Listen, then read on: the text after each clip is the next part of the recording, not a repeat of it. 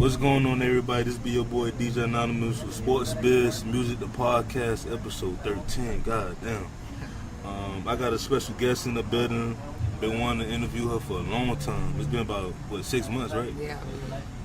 Kept going on and off. Her name is Ashanti Stroman. She has her own company. It's called Grind2DaGreen. Yeah. And she also has her own podcast called Speak with the Stroman. Speak on it. Speak on the Stroman. Yeah. My bad. Nah, you good. It's been a long week, man. Before I start the podcast, before I start the interview, I want to give my blessings again to my fiance and her family. My fiance lost her granddad last week, and they still, we all still trying to, keep our head up and things like that, and just, get over the hump. Yeah. So I gotta just give the shout out to the family and things like that. But on a good note, on a greater note, let's make it happen. What's going on with you? Introduce yourself. All right, everybody. So first and foremost, I'm happy to be here. It's been a long time coming, as he stated earlier. Pretty much, I met him on LinkedIn. Connected crazy, to him. Right? Yeah, exactly. All in the man inbox, asking him, and then he reached out to me, very kind, off the rip, helped me out, and now look, we met. Like, never met this guy in my life. LinkedIn went straight there. Now we're doing a podcast together. So pretty much, I'm just here today to speak about, my life, what I've been through, what I've done, and what I'm doing. So, on your first, it wasn't your episode. You was a guest host on a podcast. Okay. Oh, for Talk About It Thursday. Yeah. So okay. you've been playing sports since you was like 6 years old. Yes, sir.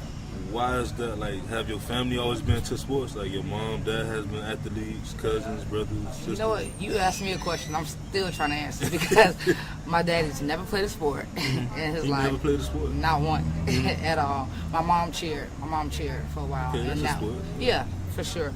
But honestly, my mom was the one who pushed me into a lot of sports. My mom was a single parent. Mm-hmm. I met my father when I was 14 years old. Okay. For sure. So even that, we're still great. Now we're good. Teachers on. That's good. Yeah, and my mom put me in gymnastics when I was little. Loved it. Had fun. So I think as a single parent, she did that to keep me out of trouble. For sure. Yeah. Because, idle mind is the devil's playground. Yeah. So if I wasn't in school, I was in practice. If I was in practice, I was with my teammates. There's always something for me to do. And I still have that repetition, that drive. So I believe that's how she got my sports. Just keeping me out of trouble. So what was your first sport? My first sport, let me think. Now you're taking me way, way back. Would you call dancing a sport? Yeah, all that is sport. Dancing, chess, playing, all that is that's sport. A sport I want to learn. Yeah. Chess and I did liturgical dancing for my church. Mm-hmm. Little girl, and I remember that changed a lot of dynamics for me. I loved it. That helped me because I used to have asthma too. I used to be very nervous in front of people. So I think she did that to help me with that. So I went from dancing, then I did Tae Kwon Do for 13 years. Then I did tennis for 3 years. Then I did swimming. Then that's when I got into high school. Track, flag football, basketball. Then college, rugby. Rugby, that's different. I want to talk about that a little bit. In about 5 minutes. Gotcha. Because that's something that's interesting because I never really heard. I knew one person that played rugby in I got a lot of college kickback from that. Just like you said, from my peers, especially being being an African American, that's not a dominant sport, so for sure. And by the way, you're the first athlete that's, okay. I'm pretty sure, I have saying that. You got other people I have had guests, like my first episode, my boy, we played football together, but you like the true, like you're a true athlete, like sure. You did everything. Oh yeah, I remember my first medal, I was like excited. Now I done lost them all, moving around, all that stuff. Yeah. So for like each sport, does it have like a story behind it, like for sure anything that you learned from the sport? Oh, for sure. And some good, some bad. So I'll go to gymnastics. I remember what taught me and ties back into my podcast. People will put their limits on you because they see something in you that you don't even see yourself. So it was very faint because I had to be about 10 maybe. I was in gymnastics for 2 years when the situation happened. I got my first backflip before, I guess, the two veterans. Can't remember their name, and they won this team for years. But I hit the backflip first. How old you were? I believe I was 12 years old. Okay, so you was a legend. Yeah, 12. I wasn't a legend, but I've always had an athletic build. I honestly don't know where that came from, but it's just like you can show me something and I'm gonna pick up on it quick, you know. And sometimes that actually got me in trouble in school because I do everything quick. Don't know when to slow down. Yeah. But anyway, you know, jumping back to the story, I hit my back foot first. So I remember coming out of the bathroom and the girl, she like shoved the door in my face, but she shoved it so hard, she took my whole toenail off on my left foot. My whole toenail, I promise you. No flex, like my whole toenail. And I came home crying, you know, because I was the only African American on the team, not to mention, you know. And at that age, I was younger. I had a chipped tooth, so I was a little insecure about my body, you know. And then the situation I was in, and then that happened, and I was just very hurt. But as I said, I didn't know then, but now that's just like people will see something in you, and they want to take that from you even before you see it. And that's just how I take that, because I can imagine how I feel if I'm a vet and then some rookie, you know, come on the team and then show me up. I'm gonna try to crush you. I'm gonna try to silence you. No, for real. That's just so that I learned that don't let people place their fears that and limit you. You know. Yeah, that's true. For sure. That's definitely what I learned from that. Because I can tell that you competitive. Oh, you know, like I'm you just sometimes said it's bad. Like, you just said it. I'm on episode 13. You trying to catch up? Ain't nothing wrong with that. Hey, I want all of us. Man, you know what I'm saying? I think it's a beautiful thing. As long as it's positive, friendly competition. So what about Tae Kwon Do? Tae Kwon Do, discipline. I had a temper, attitude of, because I guess with greatness comes cockiness, but you need to make sure that isn't borderline to assholes. You know, excuse my French. No, that's true. As I got older, I started to get a chip on my shoulder. You know, like, hey, I'm this, I'm that, I'm that. My mom put me right in Tae Kwon Do. I did not want to do it at all. I'm like, that's lame. Why you want to do it at first? One, because social issues, like it would pick me up from middle school in this big band with Tae Kwon Do all over. So you gotta think about, you know, people talk about, they're like, oh, you can't fight? Are you trying to learn how to fight after school? You know, Asian man literally driving a big green truck. Ashanti, come, like straight up. I'm like, oh God. And I just didn't want to do it because it wasn't my idea. I didn't want to do it. You know what I mean? But I always want to ask, how long does it take to go from belts? Belt to belt? It depends on the athlete. I've seen it can take years. I did not finish my black belt. I stopped at brown belt because some classes, they will sanction you for like 2 years. You literally have to take that as a certification. Like how people get certified for CPR, like that's a real thing. And it depends on you. If your instructor feel like you did not pass, like first of all, the training just for brown belt is like a year in work. Like you really need to be in mental, spiritual. You have to learn their language. Like I had to learn Korean numbers, everything. So if you fail, you fail. It's not like a test. It's not like, okay, let's go back and study. It's like, no, you stay demoted. So it depends on the athlete, the school, and their culture. Like that's a different thing. You have all types of, you know, I'm Tae Kwon Do. And my grandmaster, you know, was a Master Rodriguez, and he was very tough. So, but I stopped for financial reasons. I stopped at red belt. And that's something I always promise myself I'm going to go back and do when I have the, money and time. So what's like the order? So it's white, which is completely novice, and it comes from like a spiritual standpoint. Like it's pure white. There's nothing on it. White, yellow, red, green, purple, blue, orange, brown, and black. So I was red, brown, black. I had 2 more belts to go. And yeah, that's the order. So like, everybody know that the black belt, that's like what everyone nothing to play with. Like once you're a black belt, you have to literally license your body like as a weapon. No matter what, like you have to keep that up. Like you need to pay to keep that research. Like you're a weapon because there's things they teach you. Like even things I know now, like I couldn't. Like you can't really do that on a civilian. Like you can, but you'll go to jail. Yeah, you could because you could kill somebody. You could paralyze somebody. Pressure points. They talk. When I boards and fight, it was amazing. I loved it. Yeah, because when I got in high school, I didn't even know. I always thought it was just a black belt, but I didn't know it was levels. It's definitely. It may take you. Like I know people who still are doing it. I have still my friends. I just went to last Sunday a boat party on one of the guys, and he's up there now. And they have different. I forgot the name of it now, but it's different stripes on the belts. So you can be like a 1st degree red belt or a 2nd degree black belt. Like once the belt, then it's different degrees. So it's like ranks, pretty much like military. It's very serious. No, it's very serious. That's crazy. That's serious. That's what. Because I always say when I have kids, I want them to do a lot of sports. My fiance, she don't want them to play football, but I'm like, I still want them to be active because I honestly, I ain't really play football until I was like in high school. Yeah, I get you. So I'm like, I don't mind that. Like you said, the younger, I mean, like the quicker you get them in, the more they pick up because the brain, is so quick. Like the age. And I tell her like, 'cause she played softball. So wow. I told her, like, you know, that's why I love sports. Sports teach them that discipline outside the home, you know, as well, because you could discipline your kids all you want, but if they also get an outside person that discipline them, you know, it's gonna go a long way. You know what I'm saying? They gonna know how to speak to people. They gonna know how to communicate with people. They gonna know about how it works. Carry themselves. You know. So I totally agree. I can definitely see the difference. Always in my peers between just me. It's a real thing. Like a non-athlete, it's a different culture. It even teaches you teamwork, and that's something a lot of people, you know, struggle with. I don't mind letting my sister, my brother, you know, get the shine. I'll give you that pass. And you know, I totally agree. The younger the better, for sure. So what about tennis? Tennis was challenging, and just like any human, we do not like what we're not good at. Like I said, so as every sport, to me, the more sports I got in, the bigger my head got. No, for real. So I was like, tennis, I'm gonna smash this. Like, come on, like I did backflips, I hit boards of fire, I done traveled. Yeah. Tennis was tough, man. I underestimated all the rules. Tennis taught me you are not always gonna be the best, and that's okay. Don't get upset about that. And that's with anything, that's your job. You're gonna have to learn, because think about it. If it's not challenging you, then you don't want to do it. You know what I mean? So tennis definitely taught me to just relax. It's okay to learn. I always say tennis look hard, especially when they be in that heat. I didn't say that, man. I literally used to laugh. I'm like, I'm running right, hit, running left, hit. That's literally the joke I used to make. But there's so many rules, and like I definitely have tons and tons and tons of respect of tennis. Keep that on record. I know one of the rules is like, I know if the ball go out of the behind you, the other person get the point roll. You get the point. No, they get the point. They get the point. That's kind of like your foul. Like you need to, you know, get it back in the arena. Even certain feet, like you swing, I forgot what they call it, like a back pass past your body. That's like it's like a technical point. Like it's a certain way you need to swing your hit. Like you know, they come out outside and the paddle is on the outside, like your forearm. Like I started noticing that. Yeah, it's very tough.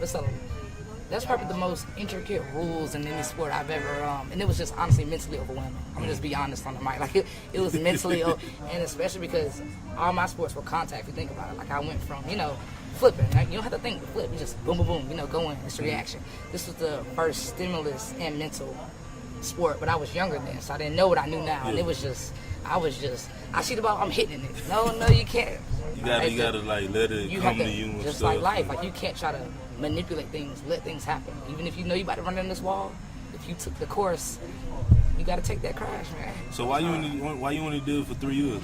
Like it wasn't for me. Like that's nothing. You just have to learn what's for you. It just wasn't for me. I didn't like it.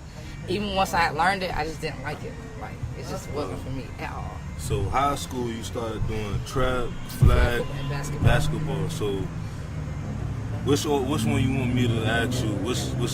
I mean, track, I was a beast. I'm not even gonna lie. Like, you just did track. Did you did field too as well? Yeah, I did long jump and triple jump, and I loved it. Like in track, I was running 12.6 in my 100, 4x1, anchor, kill it every time.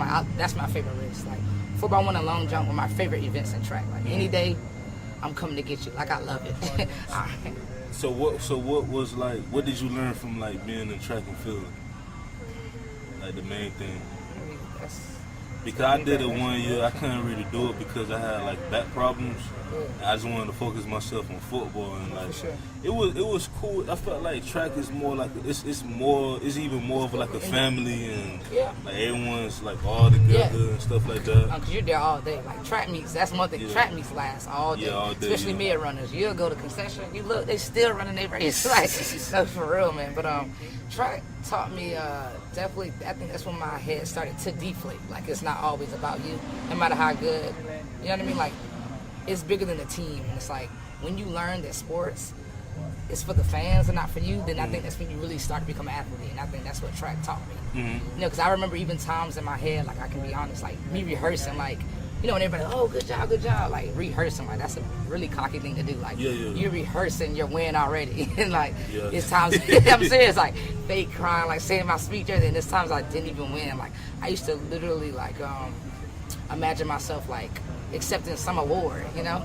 And it just taught me to be humble, really be humble. Because it's one thing to say it. A lot of people say that I'm humble, but their actions will show you something totally different. You know? So it taught me to actually exercise what I was actually saying. Like learn to really be humble. You know what I mean? Because in track, it can go either way. Like, you can be the best, but But sometimes the underdog always. I remember once I fell, and what's worse is not only did I ruin my own race, but it was a team race. It was a 4x1. So that really taught me to really be humble. Because imagine that, like, that's essentially, you can blame me. Of course, my teammates didn't do it. Now, that's what was beautiful about it. It was nationals. I was anchor. I fell. These girls did not shun me or anything, but I fell down. Like, safe to say, was definitely my fault. I know y'all joked about it. Oh, for sure. Got up and I finished my race, and I still came in second place. But I'm saying, like, you know what I did to myself? Mom and I'm like, dang, I really let these girls down. You know what I mean? Like, so that taught me to really just be humble. You know what I mean? For sure. Like. And flag football. Well, how was that? Flag football was fun, man. It was a lot of fun. Who did you play for? I played for Sterningham High School and South Plantation High School. So you graduated from South Plantation? Exactly. Oh, how'd you? I mean, it was okay. No, but that was funny though. No, I definitely did. I loved flag.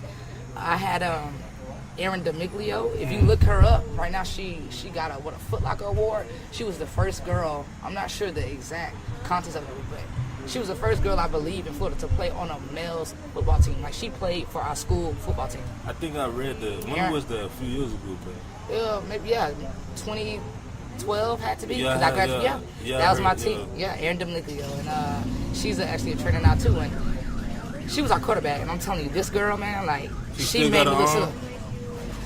Like, this girl, man, like, me and this girl, bro, like, she thought I'm going to get it. Like, oh my God, I haven't felt like that again. Like, just that raw, that bad. Like, this girl, she's just something serious, man. It's her precision, her leadership, her general. You know, like, to be a quarterback, that's something. Like, you the general. This girl, like, she was bad, bro. Like, she got a whole foot. Like, I forgot how much money it was, but it was a big deal. Like, she was on newspapers all over, and that was my quarterback. So football was amazing for us. We won stakes every year. Like, nobody was touching us. We had speed. All of us was short. Nobody was over 5'3". Like, it was bad. Yeah, because that's the thing with flag football. I still talk to my coaches now from high school. It's flag football. You gotta have that speed. Yeah, for sure. My bad, yo. I'm once again at Starbucks. I'm looking for the endorsement. Slide. But yeah, like with flag football, you gotta have that speed. You know what I'm saying? That speed and agility. Once you get that, and that reaction time, because sometimes somebody will really embarrass you with those flags. Yeah. You gotta take their hip off. Like, don't get played. Like, I would personally, now that, like I said, I enjoyed the fact that at least I get to tackle somebody, because that's a bigger target. But that flag, like, you can definitely have somebody, but they still just use some sauce and you gone. You're done. Now basketball. Basketball. I was so strong, it took me a whole year to figure out how to get my layup. I'm gonna just say that because I gotta talk about myself. Like, I would be so fast, pedal all the way down the court, and then miss the whole layup. So what was your specialty in basketball? Defense. On them, like white on rice. I mean, yeah, because you played white on rice. Yeah. Played football. Yeah, I had a nice shot, but in layups, man, you would think like my ball was allergic to the square. Like, I don't know what you was about to say. My first game, it's funny, you really taking me back. These things I explored, but not in detail. You know what I mean? So you asking me, it was one game, and I remember my mom was there, my brother, and my first basketball game, and I went the wrong way, and I made my first layup. Everybody was like, "Yeah," me that head thinking they cheering for me. Shot in the wrong, gave the girls points. Wow. Exactly. It was crazy. And I was grown. I had no excuse. That's how. So what happened though? Like, what did they say? Like after the my game? coach. I had to make it up though. You know, he didn't say nothing honestly. But ain't nobody joke about it. Oh yeah, for sure. Come on, man. I got that every game. Yo, which way you gonna go? Ashanti, you know it's this way, right? You know we're home. We're this way. Oh yeah, man. It was funny, man. But like I said, like stuff like sports in the past taught me how to be okay with that mistake. You know, I watch sports now and I can tell when an athlete mess up, only an athlete can tell. It's like they don't know. People don't know, so just go with it. But if you stuck in your head, now you playing with that on your head the whole time, and you need your mental. It's never about the physical. Sports is all mental. Yeah, physical is just something you work. It's systematic. You moved to college to the. You went straight to FIU, right? Yeah, I didn't even. The best I did not wait. in the world. Yeah, I'm a Golden Panther. Yes. Yeah. Oh, okay. I'm a Golden Panther. Like that's my undergrad. Okay. You know what I'm saying? Like, you meant that. You want to come up, but no, but this school really changed. Did you see the gym? I don't know if you've been there. You I have haven't to check. been. I haven't been there in a while. I know I graduated the wrong time. Like it was still a good school, but they are literally moving worlds ahead. You gotta check out that gym. You can literally do a podcast in that gym, like how the setup they have. Like you don't have to leave that gym. They have study. It's totally different now. Wait. This What now? gym, they have study rooms. They have outlets, tables, all types of equipment. 2 levels. You have to go to the gym. It literally, they're building like some new era like that. University looks different. You need to know. Wait, hold on. So I can do my podcast in Yeah, there? for sure. I'm sure if you're doing this in this setting, you would love it in there, man. So I'm gonna have to check it up You would love it in because there. I need some. I'm looking for somewhere to I just do told you, like my podcast. I'm gonna be telling everybody, man. Like you know how you got me here. You give me this exposure, you know, to your podcast. Yeah, you know, yeah. But no, definitely try the gym. FIU is literally moving worlds ahead. And I'm like, dang, I just graduated at the wrong time. Wait, hold on. So when this happened, like, what was the idea about it? Like, did someone tell you about like why they did it or? No, I really believe, like, just like you said, and you're not being biased, not just because you went. FIU is literally the 4th, you know, school in the nation. Like you said, you have to keep that value up. They're not trying to get outplayed. That's all I think it is. They keeping their value up. They meaning what they say. Yeah, cause They like, putting money into everything. They even refinanced the university departments. I don't know if you ever. Nah, It was never. kind of shit. But the gym, man, like that gym is nice. Like nice. Like it's crazy, man. I gotta It's go. sick. I gotta go up down. That's the main campus, right? Yeah. Cause even the Right there, even the right even the north Right there, one. Modesto. Yeah. Oh, yeah, BBC. Yeah. It's up and come. It's Yeah. still. It's building like they. No, for sure. Yeah. I just did the night kayaking there. My girlfriend and I did the night kayaking. It's very nice. But I think BBC is more of a. We're definitely a commuter school, but they're definitely more of a commuter school, and they put Yeah. a lot into their pool. I noticed that. Yeah, they pull you. But FIU is obviously a bigger campus. What Modesto is. Yeah, University. Modesto. But BBC have a lot of better events. Like they had Charlemagne the God up there too. And the night I went on Yeah, kayaking. when they. Yeah. They had him up there. But no, you definitely gotta check it out. I'm telling you, you'll do a straight podcast in your gym. I promise you, you'll love it. I'm in Online. FIU. Actually, I did my last. No, a couple episodes ago, I did one at FIU, but it was in the quiet rooms Okay. up in the north. In the library? The north end. Okay. And you had to be quiet. It was hard for us to be quiet. So Right. even when I shut the door, they had like holes Yeah. on the top, so people could still hear. So I was just like, But if you're doing it with a student, like a current student, I wish I was. But you can like log in the silent room if you ever want, like a different vibe to it. Like in the library, you can get like a room, like a little study room, and it's free. And they just gotta swipe that FIU card. I still got mine. So I'm alumni. Yeah, me too. But I don't know if it worked. I be scared. That No, it worked. It Really? worked. Yeah, like that's how I got the choir room thing, because they was like, oh, you alumni. to rent out the. So you alumni, And you you didn't good. pay Like we can still go to the football games and stuff for free. Yeah, Are you kidding me? yeah. Nah, I didn't think that because you know how they be like non-FIU students. It's a price because we're alumni, but I ain't think, you know. No, we alumni, man. We, All right, y'all know how you swiping that card off. So we I would try that. so you moved to you got to FIU. Yeah, and I lived in Brown, so that's a 45-minute drive. Yeah. That alone, you know, family, everything I learned too. People will really live for you, and I'm family oriented. I love family, but I know I had to do what was best for me. I was attached to my mother. Honestly, that was my coach. That's when she pushed me to, you know, be in everything, and it's taken me. I've traveled more than her from the outreach that she's put me in. So I didn't want to leave home. I had a little brother, so I saw FIU, applied. They wanted me for track. So that's like 45 minutes of where I was born and raised from. So that's when I came to FIU. So why you ain't go to FAU? I ain't throwing Nah, no shots. I should be throwing some shots, but why you ain't go to FAU? It's crazy. I'm such an interesting person. I was literally sitting in what was it? I think my driver's ed class, and I seen a dude. What was his name? Michael. Now we're friends now. He had this cool hat. It was FIU. It was like a winter hat. I'm really into Scully's. Yeah. And that was literally that was it. And I did the same thing for middle school. Like I'm really big on mascots and colors. I was like, oh, a panther? Oh, boom. That's fierce. That's strong. That's intelligent. I mean, I'm going to FIU. That was it. I put no thought into it. I had stuff from BB. I had stuff from Bethune. I had all types of applications, but that's exactly why I went to FIU. I like the hat and I liked his vibe, and I was like, I'm going to FIU. That was it. No thought. Honestly, like I don't want to. I didn't want to be an owl. Nah. I have a little beef with FAU, but I ain't finna go too deep into it. Nah, cause like when I was in high school, I applied there twice and I ain't get in. And then when I was at I went to community college for 2 years. I applied another time and I ain't get in. even for their master's degree, I did not get in. I didn't want that for you. Then, so I'm proud. I'm a proud FIU Golden Panther. Maybe it's Bobcat. biased. Now Yeah. I go to Nova for my second master's degree. Okay. So it's like any school that I've been to, anywhere I've been to, like I love the rep. You know what I'm saying? No, for so sure. I even told my fiance and them, I said I want to go back to FIU, buy a whole bunch of stuff. No, I get you some Rep gear. She said the same thing because she went to fam. You know what I'm saying? So, Oh shit, Rattler. yeah, she a I have Rattler. a bunch of aunts that went to FAMU. Yeah, so they talk they jump, but I respect them. You know what I'm saying? I like their band, man. Like Yeah, my they family band. used to go to the classic every year, man. Battle of the Bands, love it. That Man. them a Bethune, nice. Ain't nothing like it, man.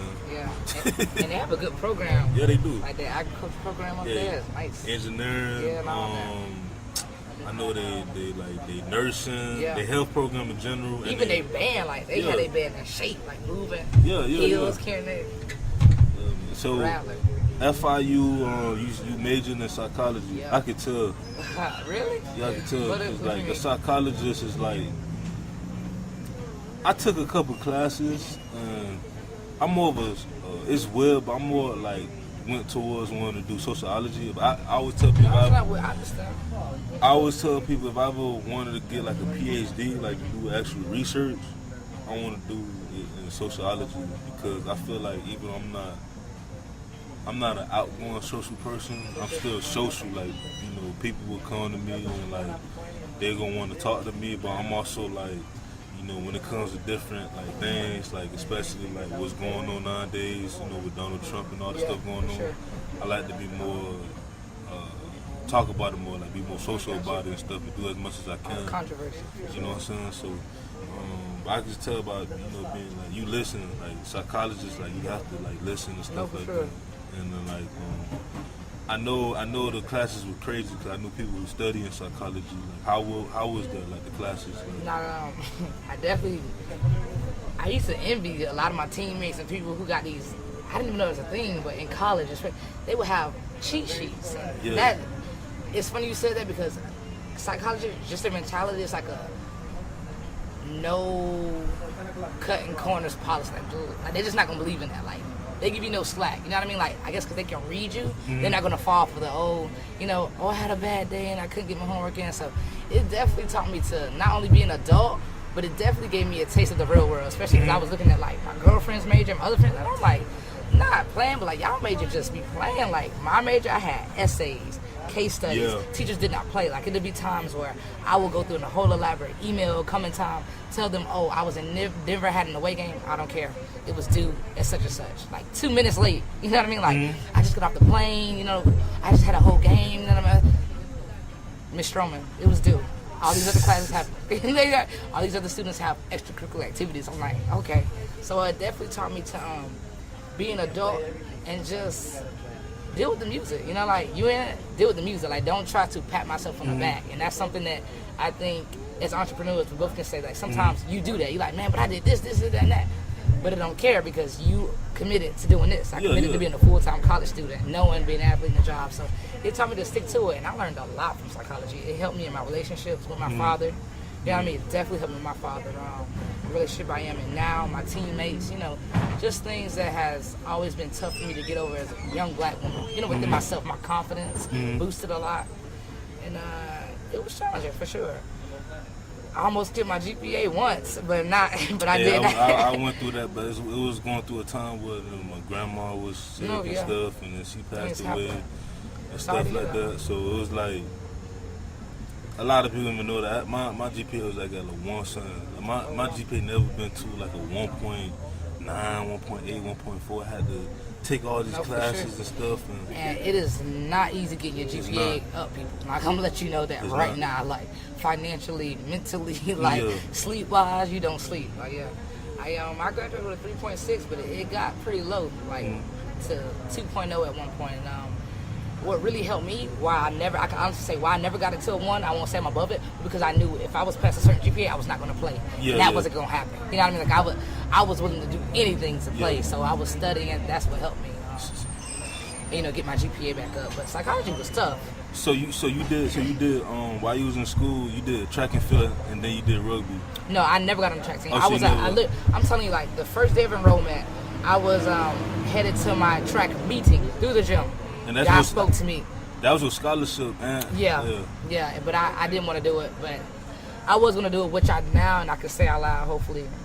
But that thing, that was definitely going to be a mistake because I didn't have a passion for it. And I started college with kids who did sports, and I know they didn't have a passion for it. And not only did they not finish, they don't even go to school no more because that's a real thing. Like, when you do a sport, it embodies you. Like, you know, your spouse's last, like, family. Like, it's that God and it's a sport, you know? So it really takes over your whole life. So I'm glad I didn't, but I was going to, like, literally, you know, be a walk-on. And the thing about FIU scholarships, on which I didn't like, even if they ask for you, they don't give you a full ride. It's like, you have to prove, you know, what you can do. And they have, like, these percentage scholarships at FIU, like, even for the football team. And that's why our football team almost dropped out of sanction. So that, I didn't like that either. You know, when other schools was offering me full rides. So it's like, how you asking for me, but you giving me, like, partial.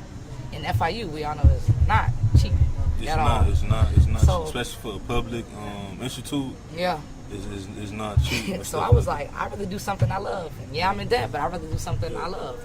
So how did you get into rugby? Literally walking in the gym. I didn't know he was the coach, but, you know, Trevor Alford, he was like, yo, nice calves. And I was like, okay, thanks, man. And I'm a freshman, so I was just like, all right, thanks. Keep walking. He was like, yo, so what you doing? You know, just, you know, giving me flack talk. And that's the psychology, man. I don't like when people, like, try to, you know, border me. I'm just like person, you know, get straight to the point. Like, you don't know me, I don't know you. Before my mind started thinking stuff, just tell me what's up, what you want. You know what I mean? So that's pretty much how I was. It's like, yo, just come out, you know, to the field and rugby. And I instantly, for some reason, I thought it was lacrosse. I don't know where my mind was. I was like, oh no, I don't want to play that. I've seen it, you know, with the stick. I don't know. I heard rugby and I just pictured lacrosse. So I was like, no, I don't want to do that. You know, I'm fine. And he was like, no, just come out. So I went out. And I went to the practice, and the girls was cool, and I just seen them, you know, doing their thing in the huddle and hitting each other. And I'm like, oh, okay, cool, that's cool. I was like, no, I'm just watching. I came here to watch. They was like, no, you already out here. So they threw me some cleats. I'm like, but y'all don't even have my size. They're like, what size are you? And I'm like, oh, 8.5. They're like, oh, okay. Threw me out there, and I fell in love with it ever since. Like, first practice, I remember my first tackle. I loved it. You gotta take me out there one day. Oh, see rugby. That. I never knew we it's had a men's rugby team too. I know it. I never knew. They would, but even your physique, bro, they would have loved you, man. I would have went out there. We traveled. That sport alone, man. It really. That's what got me into being a personal trainer. Like, it changed my life. Like, who did y'all play? Like, did y'all play like some big schools? Yeah. So we played UCF, FGCU, FSU, Eckerd, Fort Miami Women's. We made the national. We played Maryland. I forgot the team. These girls from China went to Vegas, Denver. That's what's good. We played girls from all over.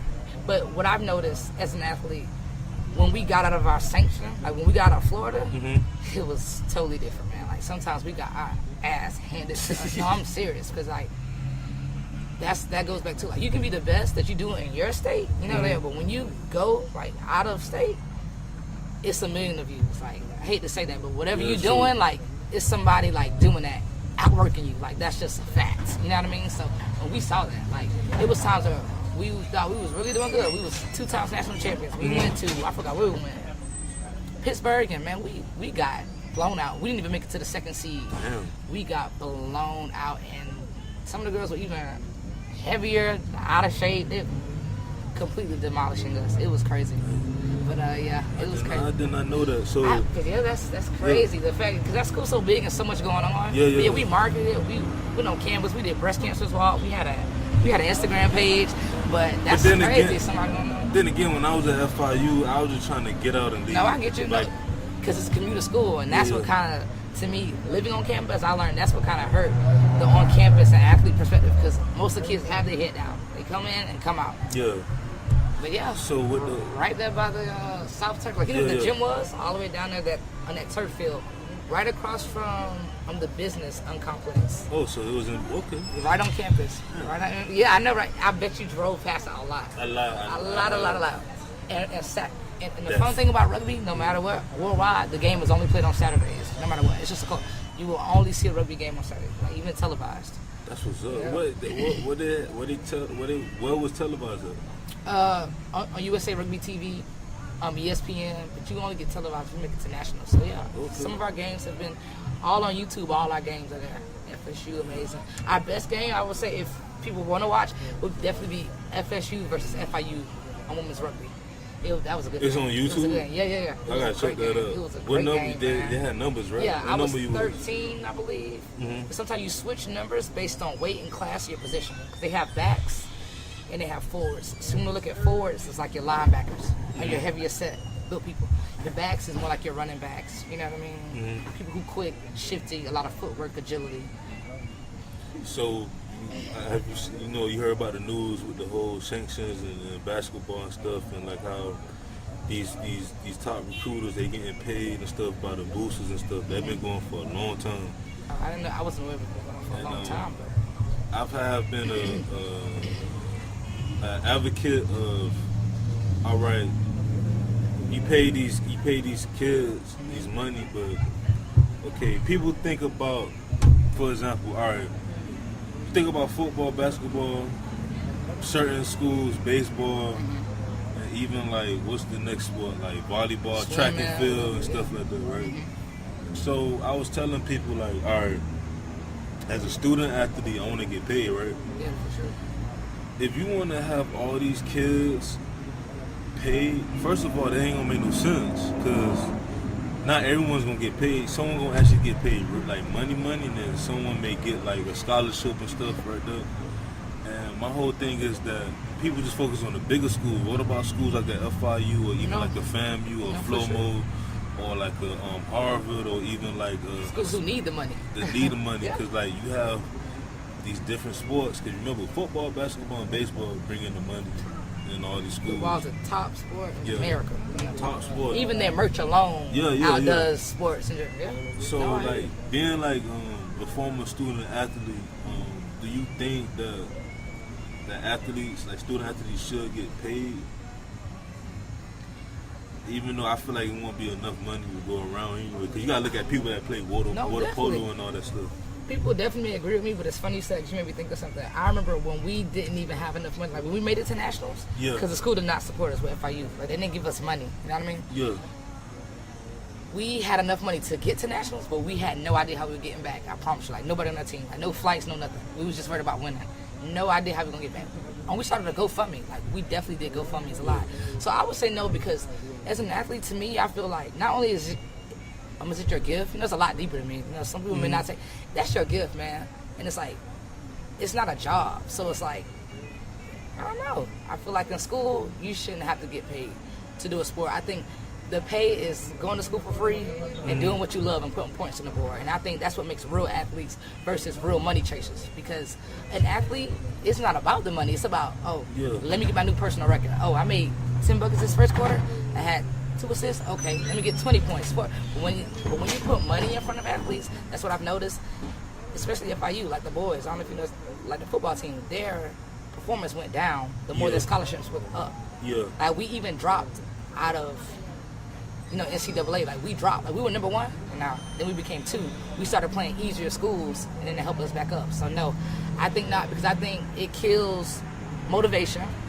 Because you can, come on, man, you go to school for free. Like you got girls on campus, they already feeling you. You know, because any athlete, man or woman, you got the people feeling you. Everything is free. What's your motivation? Like you feel like you on top of the world. And I know from experience, from being the athlete that had it all and then coming to college and not having it. Like I chose that different side. So no, I don't think so, because that's what keeps that drive, that hunger, that relentless. You know what I mean? Like you get paid for a job, you have time for that. When you get in the real world and you grown, but when you go to school, no, play. Because when you plan for something different, it's not money, it's a different type of heart that come out.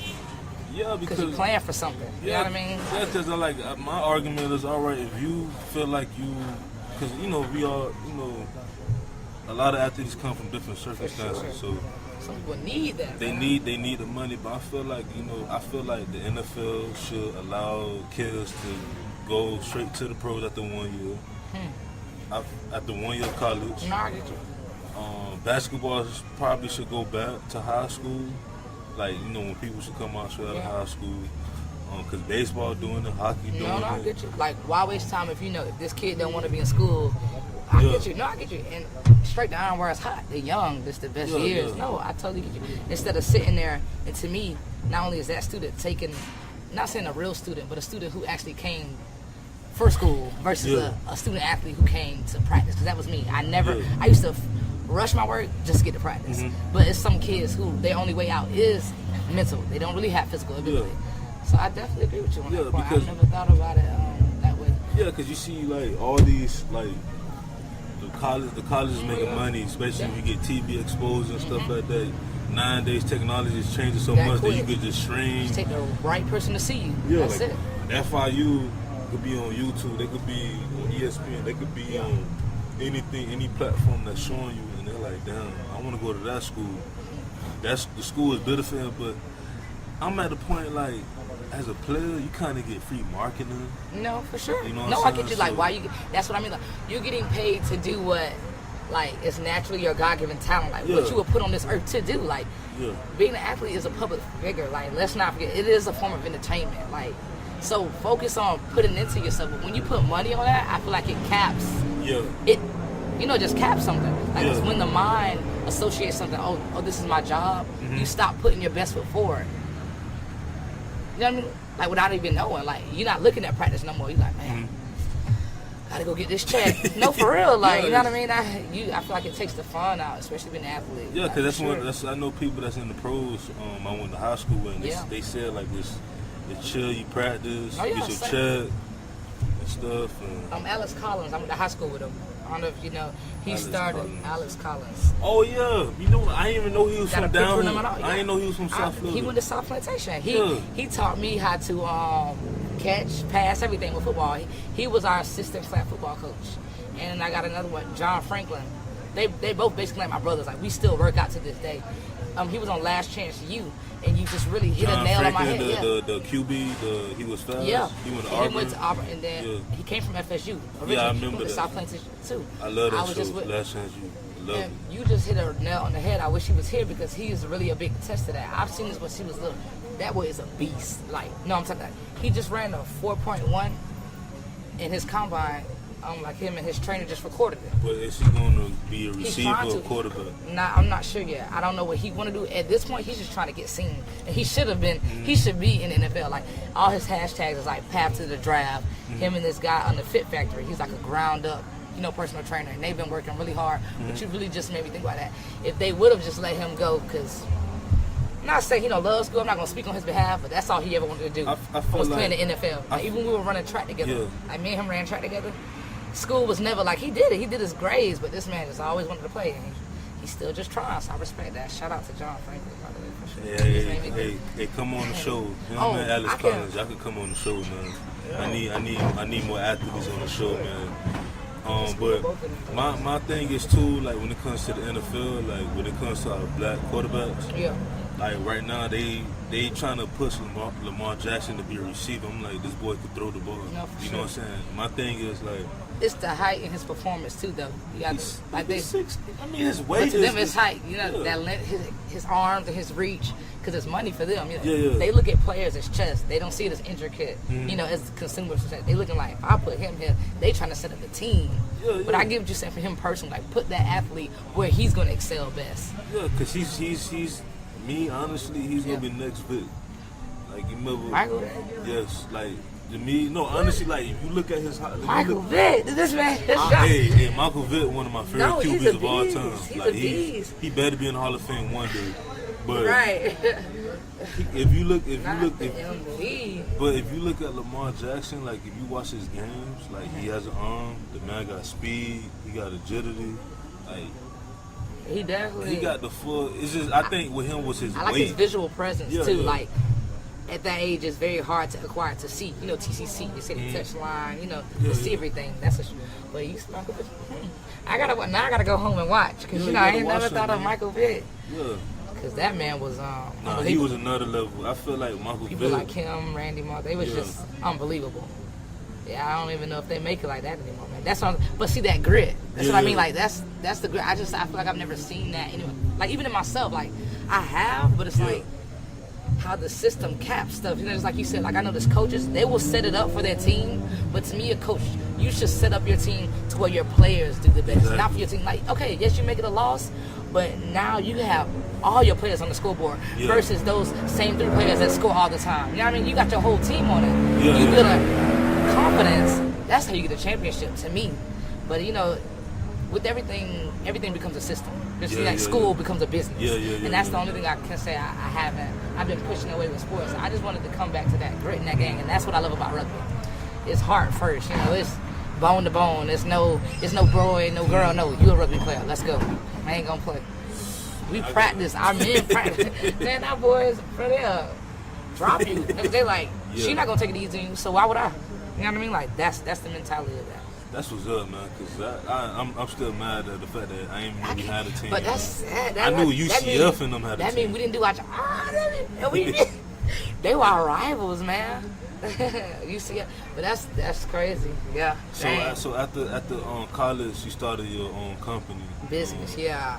Built my logo, website, cards, everything coming up, and I got into that with fitness. Realizing that I got out works. Like when they sent me far, like to Vegas, I was still doing my thing.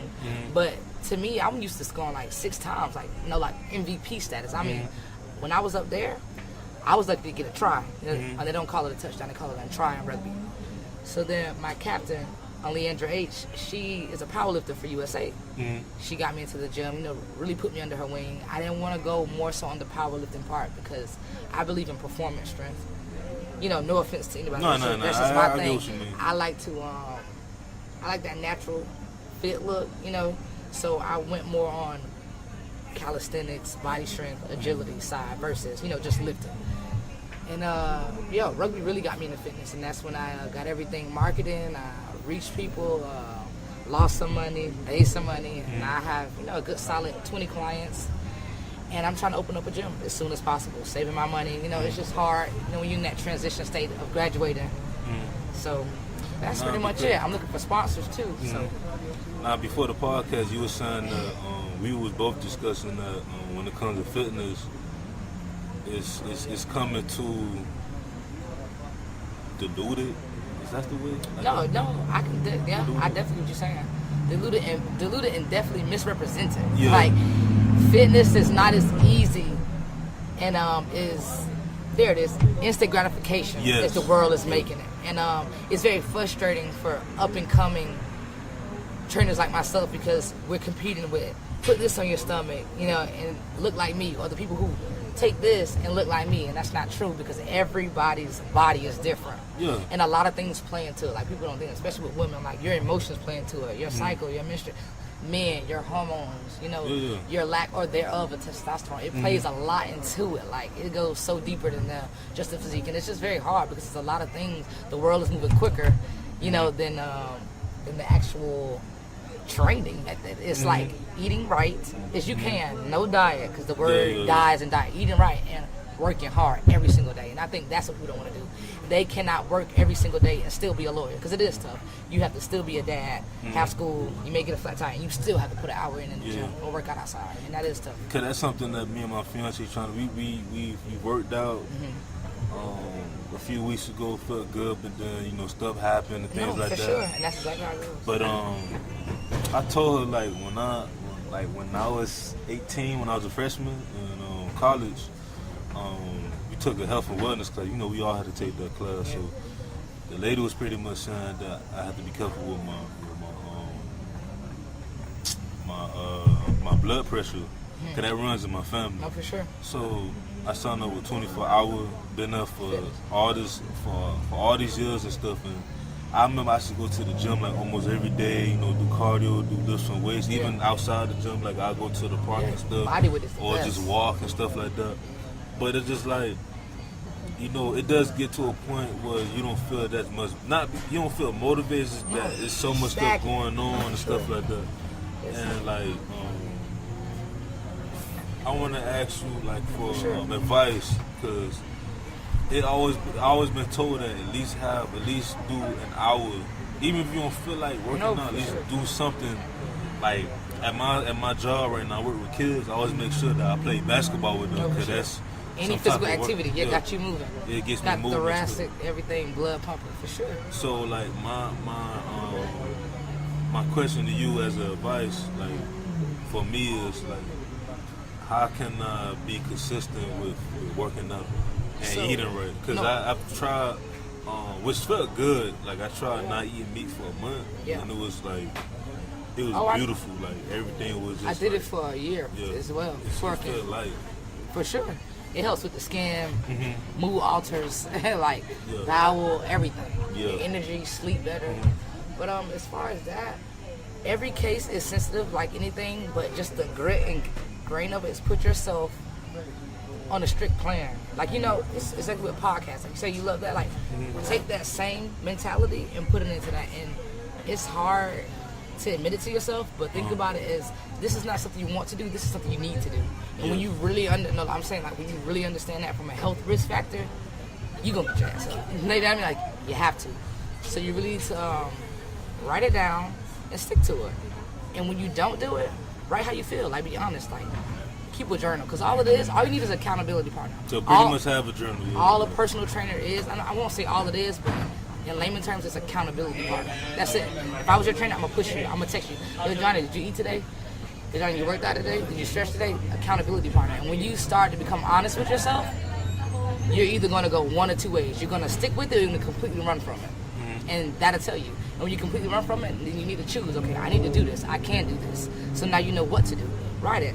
I didn't feel like working today because I just was lazy. I didn't feel like working out today because I didn't care the time. But people's main excuse is I don't have the time, I don't have the motivation. That's not true, because you make time. What you have is 24 hours. And everybody has the same 24 hours, no matter where they are globally. Stick to it. Keep yourself a journal. Keep yourself accountable. That's it. Keep yourself accountable and celebrate the little wins. Like, I'm talking about, if you work out, hype yourself up. Like, make it a big deal. Tell everybody, like, yo, I went to the gym today. Like, really, no, for real. Like, include it in everything. Put it on your wall. Include it. Everybody who's around you has to be embedded in that, because that's the only way. Because it's like a constant reminder. And like, unless if you told somebody going to do something, they text you, and you know you didn't do it. That bothers you when they text you. Like, yo, Johnny, did you get the email going? Like, you didn't do it. Keep it on your wall. Everywhere you go, keep it on your phone. Keep it on your train. Eat. Sometimes, it depends on how you are. Sometimes I talk myself down, like, dang, Shanti, you didn't work out today. Somebody outworking you.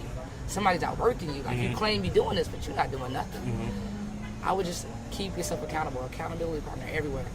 Tell your wife, like, you may regret it, but tell her, like, stay on me. Like, if you see me eating this, like I do it with my girl now, then I get mad. But, like, when she really doing it, like, baby, you say you're not going to eat that.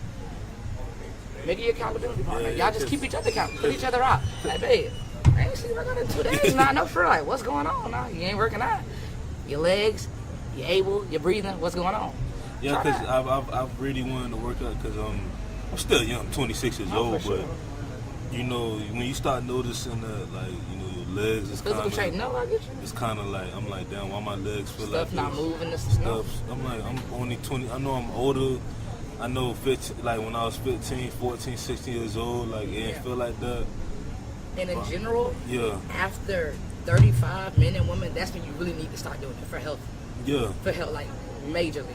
But I want to do it, like, be consistent with it, like how I was when I was in my younger 20s, early teens. You have to put yourself on a plan, and you need an accountability partner.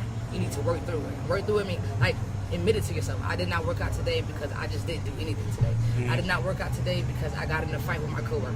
You know what I mean? Because you need to see your objections. Like, you need to see what stops me. Like, what really makes me not work out. Because it's never just you don't feel like doing it. Something happened. But that's what we just tell ourselves. I don't feel like doing that. No, it could have been something way earlier. It could have been the guy that cut you off, in your car. Like, you wouldn't attach that. But that's how serious it is. Like, we're human beings, and that is very connected. And that's what I really stand on top of my business. Like, it's the mind, body, and soul first. You know what I mean? So when it comes to diet, what's in your diet? I definitely don't use that word because I feel like it's a very patriotic word that we have built on. Diet. I don't believe in that word. Why not? I definitely believe in, because simply if you cut the T off, it's the word is die. Even if you don't die physically, mentally, like, some people really get harder than themselves. Like, when they're on the diet, they literally like go crazy. No, I can't eat that. Like, that's not how you should be doing to yourself. Like, your body is triggered for salt, sweet, and fats. There's nothing you can do about that. Like, your body, every human is triggered to love salt, sweet, and fat. So what's like? Keep it simple. PVS. I say this is something I like to say, guys. It's PVS to avoid CVS. PVS is protein, veggies, and starch. CVS is, of course, CVS Pharmacy. Prevention is way less expensive than when you need it. People are like, oh, I don't want to pay for a trainer. Because I get it. Think about it. You can go to Wendy's and get a 4 for $4. Be full, but then you be hungry in 2 hours. Now, if you want to eat healthy, don't get me wrong, they're going to wax you. It's going to be like $40. But think about it. Like, what's good for you is always hard to attain. So any meal, you want a meat, a veggie, and a starch. Anything. Chicken, sweet potato, broccoli. Switch it. Let's think real basic. Fish, asparagus, couscous. Switch it. But you see what I'm saying? It's still protein, veggie, and starch. People try to really get so elaborate. Oh, I need to eat this. No, stick to PVS. Stick to that grind. And I promise you that will help you. Like, see it on your plate. And your veggies should always be the biggest amount on your plate. Okay. And people really say, oh, that's weird. I'm talking about even for breakfast. Like breakfast. Spinach. Like real spinach, eggs, toast. That's one thing I noticed. I used to eat just toast, egg, and people always leave that one component out. Yeah, that one just component. From lack of knowledge, and it's nobody's fault. You have to have that PBS, and your breakfast should be monstrous. Like, you need to eat like a king or a queen for breakfast, and it's so cliche because I know all of our parents told us, but we still don't follow it. If anything, we do the complete opposite, especially in America, because we all have aspiring careers. You got lawyers, yourself, entrepreneurs. You wake up. You already went to bed at 2 because you're grinding. Don't get me wrong. I'm telling you, man. I'm telling you. This is our practices to my clients every day. You have to set yourself up. And that's what the accountability partner. So if you were doing your journal, you would already have breakfast written down.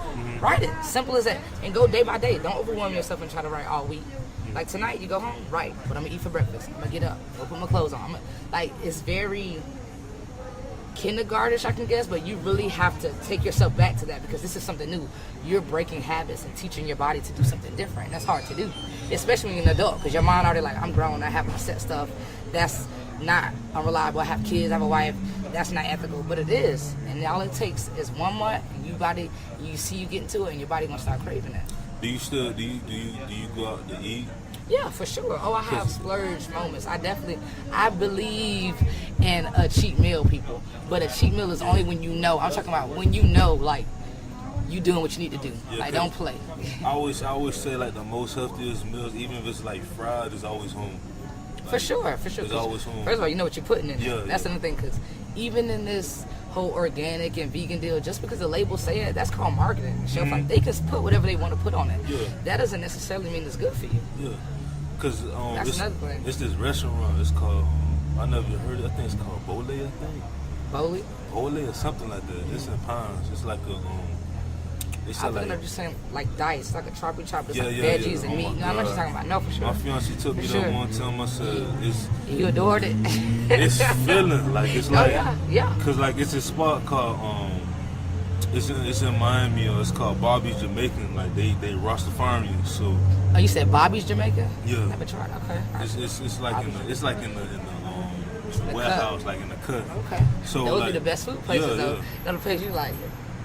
You miss it twice. Another place you ride by twice. Yeah. But they sell like fish, rice, and sure. vegetables, and they have PBS. like veggie chickens and stuff like that. And like I kid you not, like I eat it at 12, like noon, 12:30, 1 o'clock. I won't eat until probably like 7, 8 o'clock. And that's the point I'm making versus McDonald's. You will tear McDonald's up, 2 sandwiches, fries, and be hungry in 2 hours because it's not food. It's not nutritional value. Yeah, it's not superfoods. Because I noticed that, like, whenever I eat something quick before work, like, I still feel hungry. You're not going to like it, but if you really want me to be honest with you, certain stuff, if it is not natural, cut it. Not natural meaning chips. I mean, all snacks really aren't even real. A snack, people, is cucumbers. Rice cakes, a thing of peanut butter, an apple. It's very bland. Like, eating clean is very bland. I will not lie to you. It's very bland. It's not as enticing as eating bad, but it's traditional and you will see results and it's consistent. How much do you charge? Charge what, for sessions, like an hour? Like for training or like for nutrients? And okay, stuff like that? So for my prices for training is $20 an hour. Very straightforward to the point. Meal plan depends on if it's a week. That's $35. If it's 3 months, that's $100 flat in race. Group sessions, that's more so. I speak to the coaches, special events. Partners, I have 2 for $15. I do parent and I, couples, groups, one-on-one, online training. Yeah, because my prices aren't skyrocketing. Yeah. Once again, that goes to I want to set my clients up to. One is something that most don't already want to do. They want to do it, but they really don't want to do it. So the last thing you need is me hitting you over the head with prices. And then you're fighting with yourself to keep it up. And then life in general. So you definitely want to keep your prices to any trainers. That's one thing. You may not want to take it, but you want to keep it up because people don't see the strong necessity of health. Yeah. They see the strong necessity of having abs, or women having a big butt, or men having nice arms, but they don't see the health. It's health first. Yeah, because we're working out. Working out is not really a big deal. It's more like trying to just eat. Sticking right, with it and no for Because sure. I really want to stay away from like fast food. No. Certain like most. It's a must. It's certain things that soda, candy. Even I was at the point when I was in college, guys. I did not even eat after 9 p.m. Like nothing. No matter if I'm out of town, I did not eat after 9 p.m. and it took my performance to another level. Like it was so easy. I'm like, sometimes I used to feel guilty. Like I was scored. I'm just like, dang, like I'm really just giving y'all hell. And then you will really see it. Like if you really diet is the first thing. It's 80% fitness and 20 physical. Not opposite. 80% diet and 20 fit. If you eat right in your skin, your patience, your mind, you try it. And I'm talking about just a week. Cut out. I don't know if you drink sodas and juice and all that. I drink mostly juice and stuff. I'm trying to drink more water than anything right now. You know it's 80% what you eat and 20 what you do. If you cut out, we'll go this.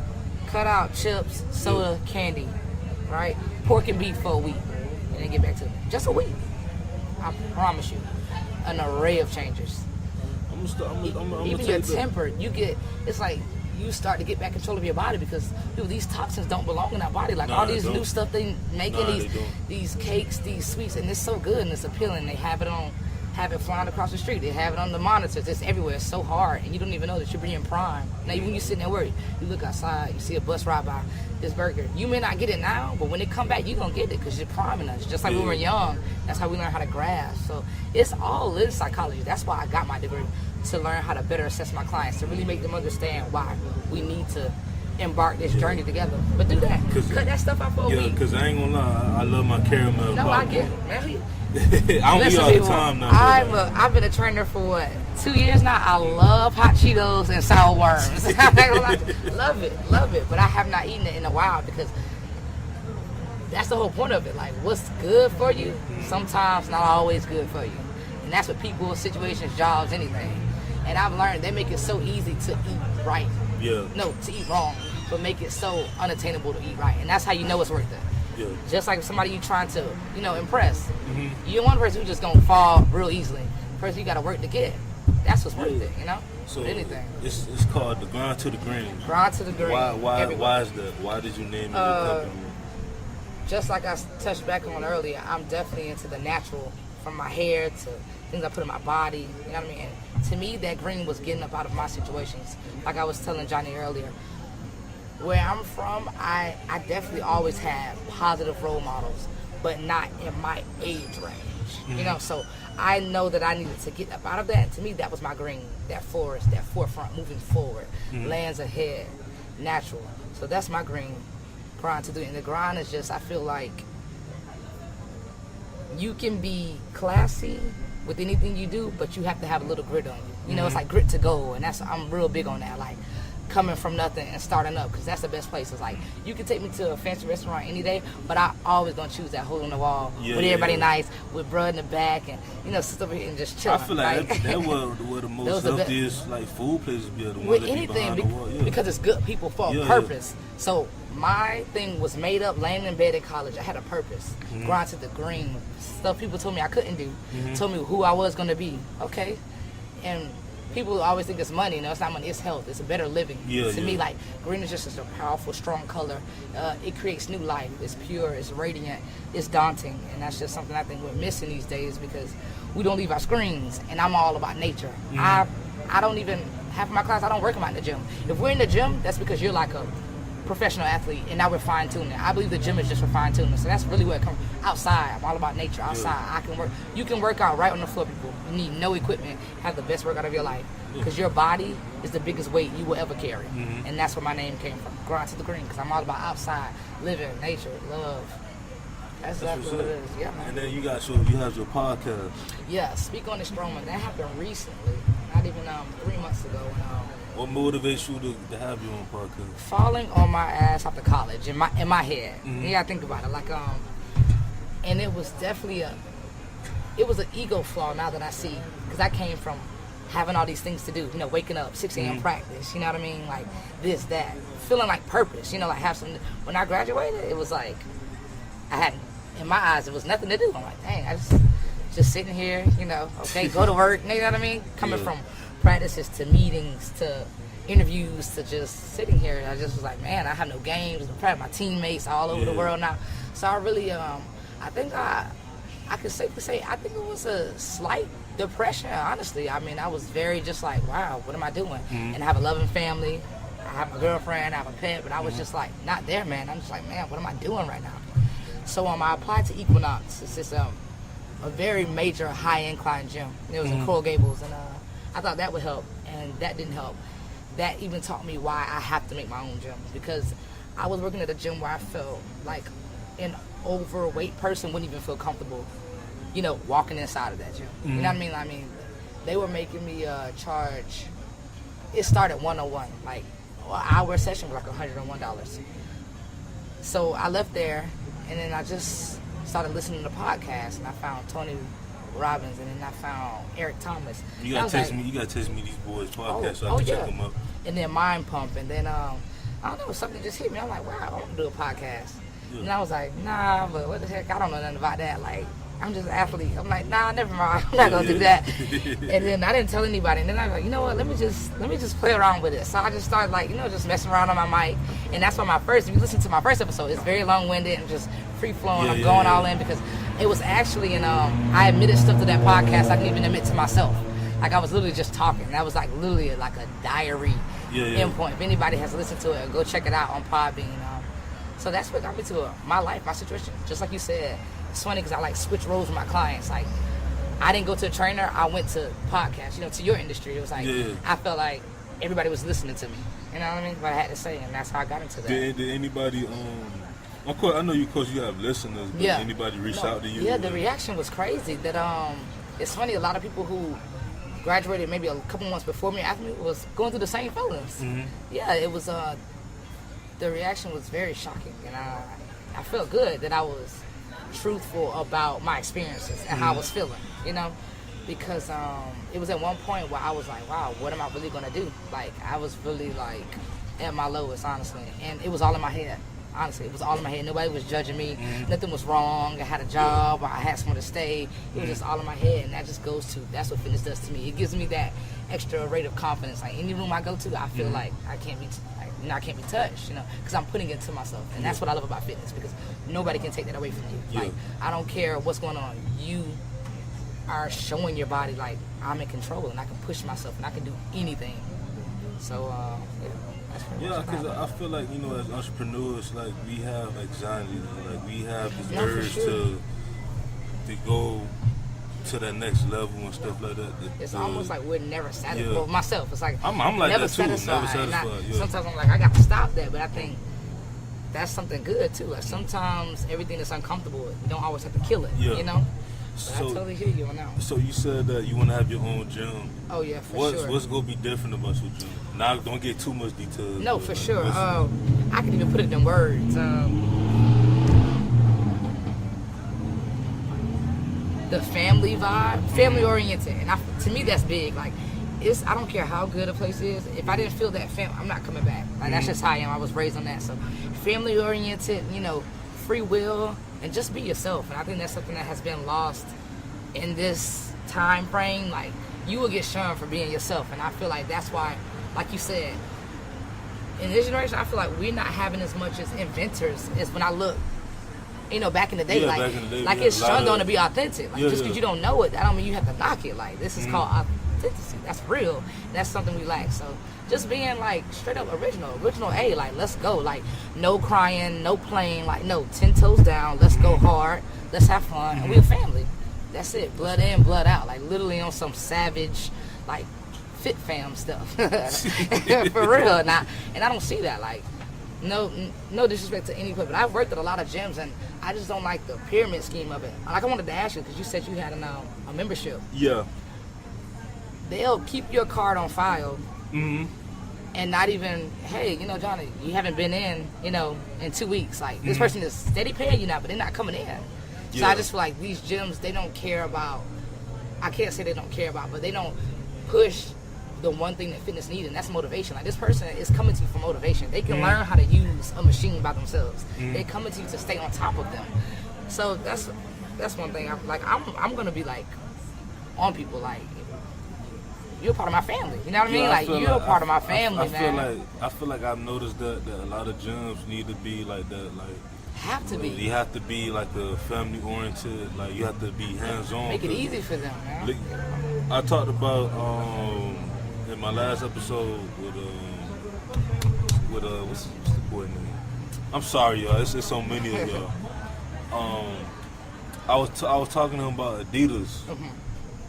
It's and like, a huge franchise, man. Yeah, and like how Adidas are more hands-on with their fans. Yeah, for sure. And like how they are becoming more popular than Jordan and Nike and stuff like that. Because they showing love. Yeah, and they reaching out. You know what I'm saying? So put in what you get out. His name Zach. Shout out to Zach, man. His shoe company's gonna be real big. It's gonna be like a new like trade and buy and sell, type thing. But shout out to him. But we was talking about that. Yeah, and for sure.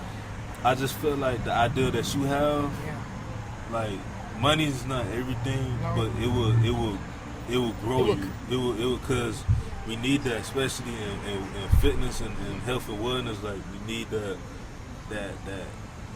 one person that just be hands on and be like, oh, you okay? Really build people up. A personal trainer is a cheerleader, man. That's your cheerleader, bro. I have met so many great people, and you learn to love your clients, like, really, you know what I mean? You don't reach any professionalism, but you really learn to love your clients. You learn a lot from them. It's a two-way street. I learn a lot from my clients, a lot of outreach. So that's what it's going to be. It's a love, relentless, and just that teamwork. And it's such an old cliche, but Bulls had teamwork. Like, you know what I'm talking about? Classic people had teamwork. Yeah. Like, classic legends. Maya Angelou, she pushed love. Like, this woman literally became famous because she embodied love. Nothing else. Like, no disrespect to her. She didn't even show talent. This lady probably could have sing, juggled. Yeah. She literally just became who she is just from being in love, like, and showing love and standing up in that no matter what's thrown her way. And I think that's the key things that we need in every company. Lawyers, you know what I mean? If the person don't have the money, but you really understand they about to lose their family, pay it forward. You a big time lawyer. That's called word of mouth. That's marketing right there. Exactly. People not looking at stuff like that. They're not. So that's what my gym gonna stand on. We going hard. I mean, I want the whole warehouse look like it's gonna be crazy. It's gonna be crazy. But before we end the podcast, I like to ask this question. Where do you see yourself 5 to 10 years from now? Speaking to people of all shapes, sizes, colors, worldwide, teaching them and helping them to the daily steps of leading a healthier life, man. That's my calling.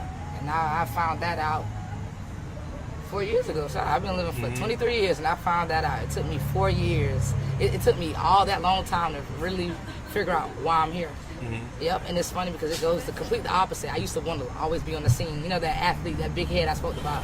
But now I'm in the back. I want to push people to be that better athlete. I'm not talking about physical. You can be an athlete in the nurse. You can be it's competitive. Like, just you wanting to be the best husband that's a sport. Yeah. Anything. So I always felt to be the healthier, to lead a healthier life. I always felt that way. Anything is a sport. Like, everything. Like, working at Starbucks, be the best you can. Some people gonna come to this Starbucks just to see you, because you know you on point. You remember their dog name. You know what they want. Loving people. I learned that the more you put into people, the more you don't even notice, but your cup just start overflowing. All the things you think you were struggling with, it just starts coming into you because you putting into others.